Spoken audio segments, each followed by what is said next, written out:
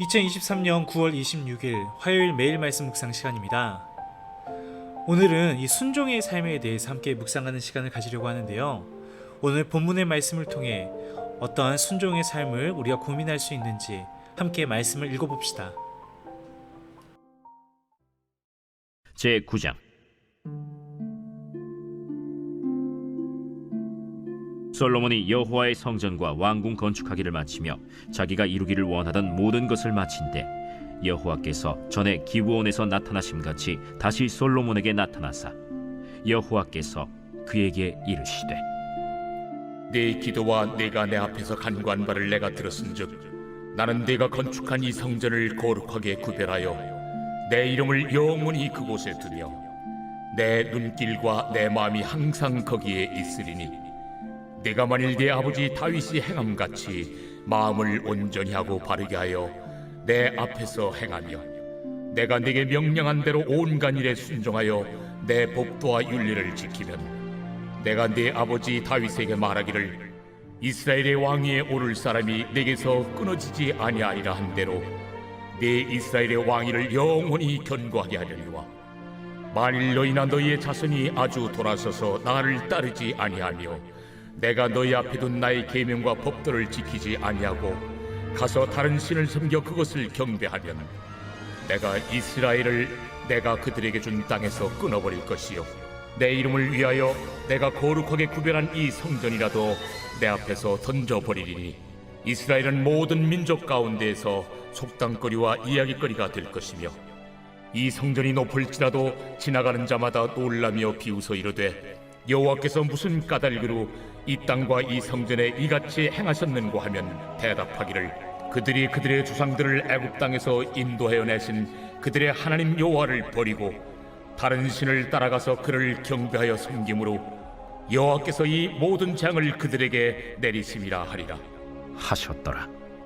솔로몬이 두 집 곧 여호와의 성전과 왕궁을 20년 만에 건축하기를 마치고 갈릴리 땅의 성읍 20곳을 히람에게 주었으니 이는 두로 왕 히람이 솔로몬에게 그 온갖 소원대로 백향목과 잣나무와 금을 제공하였습니다. 히람이 두로에서 와서 솔로몬이 자기에게 준 성읍들을 보고 눈에 들지 아니하여 이르기를 내 형제여, 내게 준 이 성읍들이 이러한가?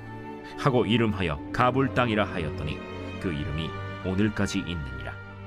히람이 금 120달란트를 왕에게 보내었더라.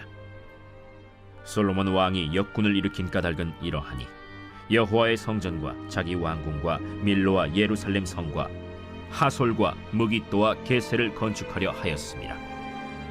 전에 애굽 왕 바로가 올라와서 게셀을 탈취하여 불사르고 그 성읍에 사는 가나안 사람을 죽이고 그 성읍을 자기 딸 솔로몬의 아내에게 예물로 주었더니 솔로몬이 게셀과 아래 벳 호론을 건축하고 또 바알랏과 그 땅의 들에 있는 다드몰과 자기에게 있는 모든 국고성과 병거성들과 마병의 성들을 건축하고 솔로몬이 또 예루살렘과 레바논과 그가 다스리는 온 땅에 건축하고자 하던 것을 다 건축하였는데 이스라엘 자손이 아닌 아모리 사람과 헷 사람과 브리스 사람과 히위 사람과 여부수 사람 중 남아있는 모든 사람 곧 이스라엘 자손이 다 멸하지 못하므로 그 땅에 남아있는 그들의 자손들을 솔로몬이 노예로 역군을 삼아 오늘까지 이르렀으되 다만 이스라엘 자손은 솔로몬이 노예를 삼지 아니하였으니 그들은 군사와 그 신하와 고관과 대장이며 병거와 마병의 지휘관이 됨이었더라.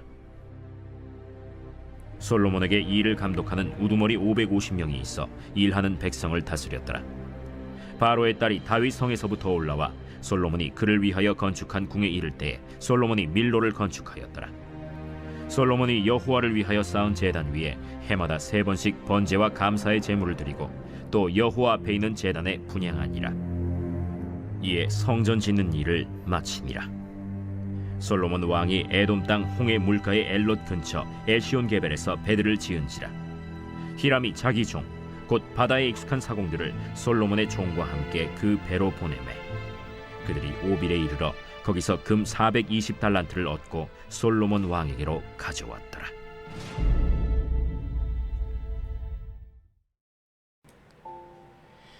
하나님께서 이 솔로몬의 성전이 완공된 후에 이 앞서 1천 번제를 드렸을 때와 마찬가지로 다시금 솔로몬에게 나타나서 말씀하셨습니다. 이 첫 번째 나타나셔서 이 말씀하셨던 것이 이 지혜를 주심으로써 또한 솔로몬의 이 번영에 대한 약속이었다면, 두 번째 말씀은 순종의 삶에 관한 것입니다. 이 솔로몬이 간구한 대로 응답하겠다 약속하시며 마음을 온전히 하고 바르게 하여 말씀에 순종하면 이스라엘의 왕위를 영원히 견고하게 하시겠다고 약속하시죠. 사실 이 열왕기서 전체로 흐르는 중심의 주제가 있습니다. 포로로 잡혀갔던 이 이스라엘 백성에게 강조하고 싶으셨던 하나님의 말씀이 있는 것이죠. 그것은 다름 아닌 하나님의 말씀에 순종하는 삶이었으며, 이것이 바로 열왕기서의 주제입니다. 사람들은 솔로몬의 성전이 완공된 것에 집중합니다. 그러나 성전을 완공하고 봉헌했다고 모든 것이 끝나는 것이 아닙니다. 하나님께 드렸으니 이제 이후로 하나님께 드려진 삶을 살아가는 일이 중요합니다. 솔로몬은 성전과 왕궁 건축을 마치고 자기가 이루기를 원하던 모든 것을 마쳤습니다. 하지만 자기가 원하던 것을 이루는 것보다 더 중요한 것은 하나님께서 원하시는 대로 사는 것입니다. 이 주께서 부르실 그날까지 마음을 온전히 하고 바르게 하여 순종하는 삶을 살아가야 한다는 것이죠. 이 성전을 거룩하게 구별하신 분은 하나님이셨습니다. 하나님께서 성전을 거룩하게 하셨으니 이제 솔로몬과 백성들에게 주어진 과제는 법도와 율례를 지키는 것입니다. 이것이 순종의 삶입니다. 성전으로 초대받은 자는 이 순종하는 삶을 통해 거룩한 백성됨을 유지할 수 있어야 합니다. 솔로몬은 20여 년에 거쳐서 성전과 왕궁을 다 지었죠. 이 통치 40년의 기간 중에 이 절반을 투자해서 안정되고 강력한 나라의 토대를 세웠습니다. 이 역사에 이방 왕들도 참여했습니다. 그런데 이러한 솔로몬의 탁월한 능력과 업적 이면엔 그림자도 또렷했습니다. 바로 성전 건축에 기여한 두로왕 히람에게 보상으로 하나님의 성읍을 스스로 내어준 것이었죠. 그마저도 히람의 성에도 차지 않는 무성의한 보상이었습니다. 하나님께도 또 두로의 왕 히람에게도 받은 은혜에 합당하게 반응하지 못했던 것이죠. 또 대규모 건축에 가나안 사람들을 동원했습니다. 이스라엘 자손을 노예로 삼지 않았다는 것만이 긍정적이라고 할까요? 이스라엘은 스스로가 이집트의 노예 생활을 했으면서 다른 민족들을 데려와서 이방인들을 마치 노예처럼 부려먹었던 그 노역에 대한 것이 이렇게 명함처럼 드러납니다. 솔로몬이 드린 제사와 바로의 딸에 대한 언급들을 나란히 배치한 것 또한 이 열왕기서가 솔로몬의 통치의 밝은 면만이 아니라 어두운 면도 함께 도드라지게 보여주는 것이죠. 그저 성전을 지어놓고 번영을 누리면서 감탄하고 살아간다고 이렇게 참송하는 것은 참된 신앙이 아닙니다. 요즘 잘 되는 일이 있고 혹은 큰 어려움이 없어서, 아니면 내가 날마다 풍성한 은혜 가운데 살아간다고 하여서 감사로 노래하는 것이 전부가 아니라는 것이죠. 참된 신앙은 날마다 그리고 순간순간마다 하나님의 말씀에 순종하는 삶으로 이루어져야 됩니다.